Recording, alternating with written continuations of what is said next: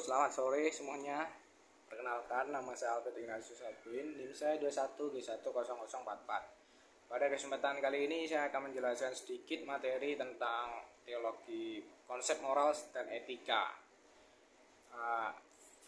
Video kali ini saya dedikasikan sebagai tugas akhir di mata kuliah saya, yaitu pendidikan teologi moral. Yang pertama yaitu ada konsep moral dan etika. Etika dalam bahasa Yunani maksudnya kerutinan, adat, tempat tinggal bersama, serta kepribadian.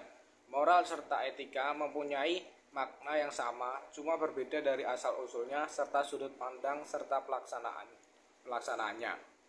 Berikutnya pemahaman konseptual moral hidup. Moral dan etika itu merupakan karunia Allah. Jadi bagaimana moral dan etika yang berasal dari Allah untuk dimengerti serta untuk diterapkan dalam kehidupan sehari-hari. Apa itu teologi?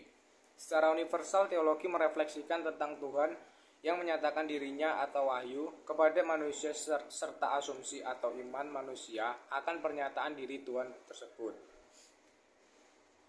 Objek teologi merupakan bermacam perihal yang timbul selaku konsekuensi ataupun perwujudan dari terdapatnya kedekatan Tuhan serta manusia. Berdiskusi mengenai kehidupan serta tingkah laku manusia dalam relasinya dengan Allah dan sesamanya dalam perspektif norma-norma serta ajaran moral atau gereja Katolik.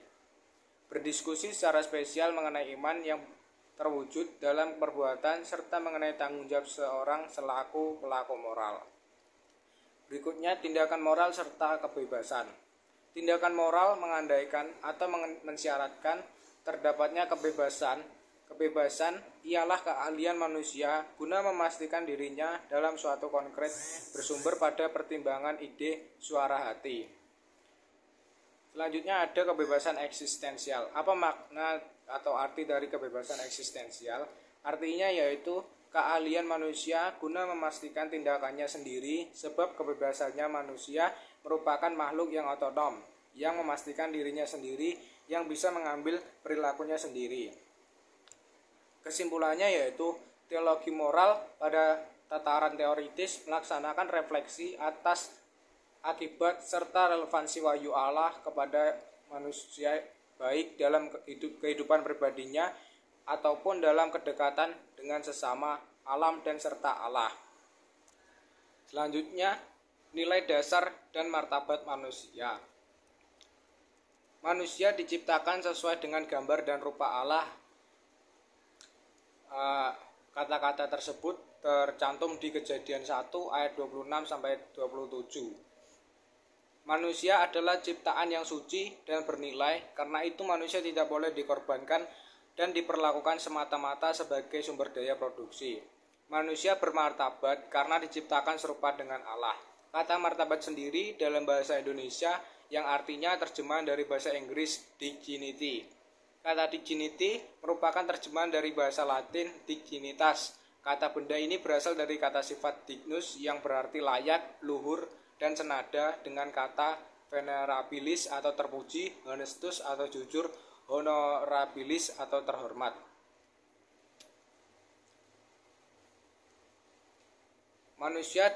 Martabat manusia dan nilai dasar hidup. Manusia adalah makhluk hidup multidimensional, yang artinya badan yang menjiwa dan jiwa yang membadan, memiliki kemampuan cipta atau kognisi. Martabat manusia ada sebagai citra Allah. Manusia diciptakan sesuai dengan gambar dan rupa Allah. Maka hargailah martabat manusia bahkan sejak dalam rahim. Berikutnya ada hak asasi manusia. Manusia yang bermartabat mempunyai hak asasi. Hak asasi manusia atau HAM sendiri merupakan hak-hak bawah yang menempel pada diri manusia secara kodrati, umum serta abadi selaku anugerah Tuhan Yang Maha Esa.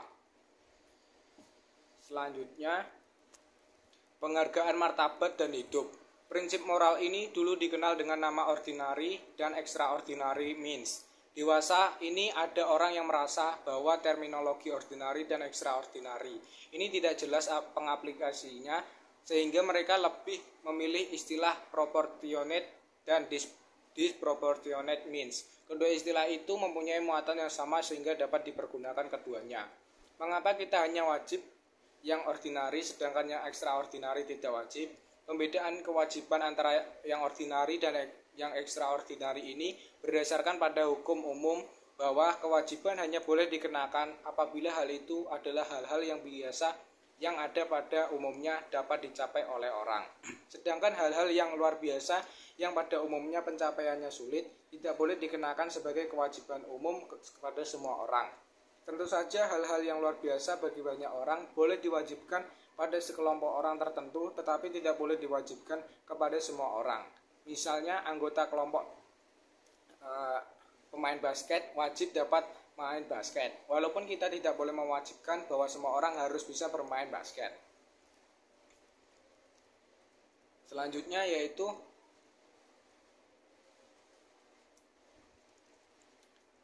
kebahagiaan tujuan hidup manusia. Definisi kebahagiaan. Kebahagiaan atau kegembiraan adalah suatu keadaan pikiran atau perasaan yang ditandai dengan kecukupan hingga kesenangan, cinta, kepuasan, kenikmatan, atau kegembiraan yang intens. Berbagai pendekatan filsafat, agama, psikologi, dan biologi telah dilakukan untuk mendefinisikan kebahagiaan dan menentukan sumbernya. Sekian penjelasan dari saya. Terima kasih.